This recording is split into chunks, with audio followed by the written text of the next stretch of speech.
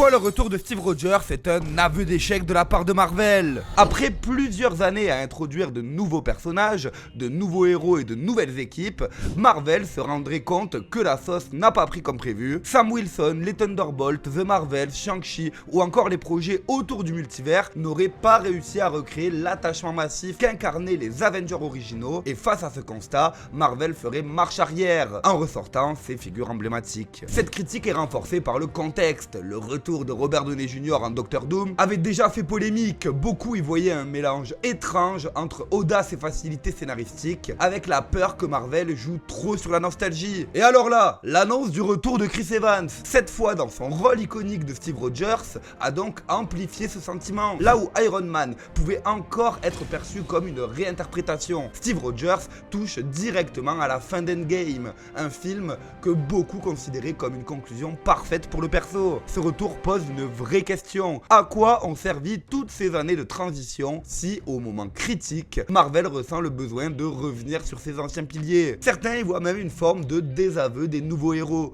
comme si leur présence n'était pas suffisante pour porter un événement de l'ampleur de Doomsday. Et à ce stade précis, il est totalement compréhensible que certains y voient un aveu d'échec, ou au minimum une décision risquée qui bouscule tout ce que Endgame avait laissé derrière lui. Mais si tu veux savoir en détail pourquoi le retour de Steve Rogers est du génie, comment c'est possible et quelle est l'identité de son fils, j'ai fait une vidéo longue sur ma chaîne YouTube, donc n'hésite pas à aller la voir.